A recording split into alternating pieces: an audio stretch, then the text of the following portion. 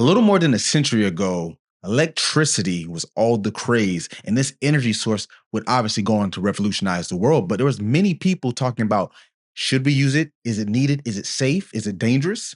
But there was two specific individuals who were more so debating which type we should use, AC or DC. That was Thomas Edison and Nikola Tesla. Now, obviously, we went on to use Tesla's AC, while DC still is used, things such as batteries, but for the primary uses of electricity, we're using AC. So that was the issue. While most were worried about should we, those two particulars were worried about how should we use it in this capacity. You see those two different mindsets? Now bring in the sport performance psychology industry. I'm not going to talk about AI. I've done other videos on that and I want to do more, but specifically rethinking how we implement different aspects of this field, because just like electricity, oil lamps aren't really a thing anymore. So what is needed to push the field further? So I pose this question. Maybe we should think, or I want you to think, should we rethink the one-on-one session? Now, when you get into the mental performance industry, typically, whether you're a grad student, fresh out of grad school, or a seasoned vet, you think of, how do I implement my services? And that's usually a one-on-one session done in person, maybe in your office or on site, or nowadays through a web call. This is a common practice because you want to sit down, get an idea what they're dealing with, any performance issues, any things you can help them get through, and maybe suggest some different tools or interventions. But the point is that direct to client business model. But is there another way to do this? Now, it's usually an hour long, and I personally, my sessions are usually 30 minutes max. Not because I'm trying to shortchange the client, but I'm very succinct and to the point, and I try to give them plenty of room to talk, and you'd be surprised how long 30 minutes is. But the kicker with this is our revenue is very little made of one-on-one sessions. While we have different coaches on our team that do them, as well as group sessions, it doesn't account for much of our business. Now, we've been scaling in other ways, and I say maybe we should rethink it, not because we need to throw it away. It should always be a tool or a skill set, because guess what? You need to talk to the people. You can't just not work with them at all.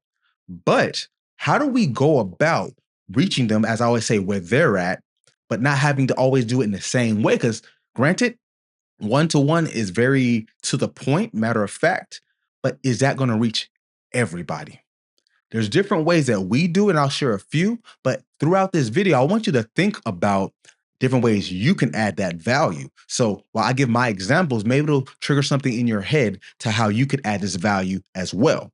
Now, I'll start off with one of the ones we use a lot, and it's probably something that's been synonymous with Mind Body One's brand, is using cognitive training apps or drills. Now, we've created our own apps at this point, but for years, we use different tools to iterate cognitive training, but also scale it using mental skills around it.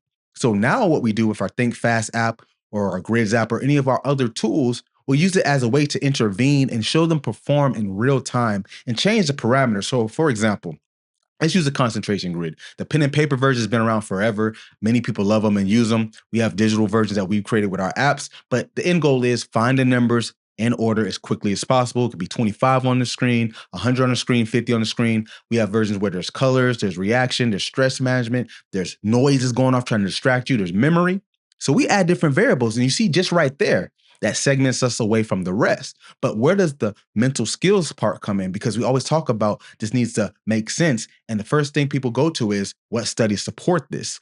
And I'm going to laugh, or you may laugh when I say this, is most studies support this. It's just that the specifics of how it's being iterated verbatim may have not been studied, but we get the concepts. And at the end of the day, what works, works. And if you see it in real time, anecdotal evidence based off of empirical evidence, I think that's a win-win, right? Because usually we throw away the anecdotal evidence because we want to see empirical, but if we do empirical, we never see it work in real time. So this approach allows us to do something that's engaging, usually fun for the client. It can be dynamic. I've worked with many athletes where we do reactive drills where they have to move and react and think, throw in memory, and then I'll ask them different questions and cues. So now the session is went away from the how do you feel, what's on your mind, what are your thoughts before the race or the game, and it's gone to, in this moment, in this task, based off your score, objectively, you weren't where I needed you to be, fine. Or maybe you were where I needed you to be, but that's not enough, right? Just a cognitive test is not enough to get you there. But then I'm going to ask, what was going through your mind? They can tell me right then and there what was happening. In the game, they're gonna have to come back a week later, a day later, whenever time period, but it's not gonna be right in the moment. And even if you're attending the game, I've attended games and meets of clients, I'm not gonna be there in their ear like that, right? Unless they truly want to, but I try not to do that. But if you're in this form of practice, now you can get some in-person real-time data and feedback objectively and subjectively by being able to see how they respond, but also how they think in that moment. They have a much clearer picture. And you know what's the funniest thing I've learned directly from working with clients doing this? They're much more open because it alleviates that pressure of, oh my gosh, I got to really think about my feelings or my thoughts. And we know there's a stigma there. And we as professionals may want to break that down, but it's not that simple when you're in the hot seat. So why not do them a favor and supersede that barrier for them? And now they're already bought in because if they're athletes, they're already competitors. And most people like to be engaged anyway. So it's a win-win. So using that cognitive approach. So like I said, rethinking the one-on-one isn't necessarily about just saying, oh, we don't have to do the traditional way, for lack of a better word, but finding ways we can meet them where they are. Now, that's a pretty straightforward way, but let's go a little bit further. Another way Mind Body One does it, and this is a little bit newer, but it's been getting good feedback. And the beauty of how we run our business, I always tell people, they ask, so what exactly is Mind Body One? And for years, we didn't always have a good response. People thought it was more like some fitness program with some mental training or some cognitive performance, reaction drills, mindset. And I always be like, kind of all of it. But now I can give you a better answer. We provide tools and resources and methodology to shape how the mental performance industry has been running for years, but making it more streamlined and to the point so the end user, whether it be a practitioner, a client, or a client and a practitioner together, getting the outcomes and solutions that they need. So this one is called Sound Thoughts. So about 4 years ago, I came up with this premise because my little brother's an acclaimed platinum-selling music producer in many genres: rap, rock, R&B, pop, you name it. He's been at it for years. He's 32, but he's been doing it since he was 12. So he has 20 years of experience. And I used to make music with him as well. I've veered in different lanes, obviously, sport, performance, and now mental performance for the last 15 years. But basically, it was always my passion. I play several instruments. So I was thinking of, people love music anyway. There's things like Calm.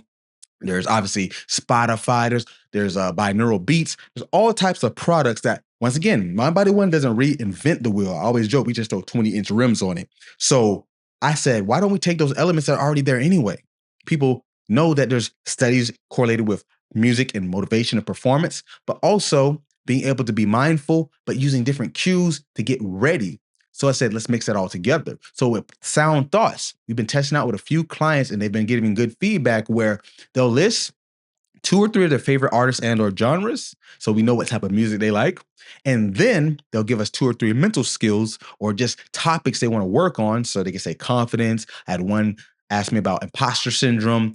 One talked about being aggravated and agitated during performance. So whatever those thoughts or skills are we need to work on, that's going to be a subject of the Sound Thoughts project. And then we're going to put it together where the music is made. And then with the music, it's just something they can have either to jam to or something that can have cues within it to help them. We have actual soundtracks where the cues in the music direct them for whatever it is to get ready for the sport, the run, the performance. But also the video of the sound. So it's not just the audio. You also get a video of curated prompts teaching the said skills. So imagine me talking to my client about certain tasks or interventions. Now you get cues on the screen that you can follow along, whether it be actual interventions like box breathing, or it's cues telling you how to refocus and reframe, how to build upon last performances. So we're intertwining all of this in a way where they're getting things that they would do anyway, but it's relevant to what we do in our field. Now, that's just 2. I don't want to give you guys too much because obviously this is the business that we're in, but I like to share this stuff because if we can start rethinking this industry and understanding how to go beyond, this is what's going to get it to the next level, not just for the sake of people want to do mental performance, because they do, but there's always got to be that hierarchy that people don't want to admit. In this industry, we fall very low. It's not because people don't care. It's just that there's so much other things to put money, effort, and energy to. Something's got to fall by the wayside. But the way to get over that, and what Mind Body One has done and how we find some success in this, we try to get in places where they're already going to be. Therefore, it's almost impossible to miss us. Now, if it's strictly just a traditional one-on-one, you're definitely going to have a hard time with that. But if you can find these other slots and have that more driven entrepreneurial mindset to really get in there, then you will truly be able to separate yourself, one, in a blue ocean mindset of this is where everyone else is, and this is where you are. Now, the things I've named, the first one, that's not that hard to do. There's many cognitive apps out there, not even just ours, but if you want ours, Think Fast, it'll be available for you. But also the ability to just think outside the box within the realm of what you do. You may not be a musician, fine, that's great. But you might have an idea for something. You might have an idea relevant to your field, not necessarily say sport, because some people say, well, I was a golfer or I was a basketball player, so my purpose and my business model should revolve around that. That's not what I mean. What are other skill sets? Some people like art, drawing.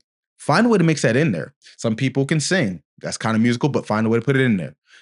Figure out how to add value because one separates you, two makes the client more privy to say, this is not what I expected. I want to do what's more. Because most people, just from a business standpoint, they want more. If you can't give them that, why would they go with you? And I always tell people, I tell my interns, I tell people on my team, you're effectively everyone's competition. And I look at it the same way. I'm everyone's competition and they're my competition. And just like in any sport, my goal is to beat you.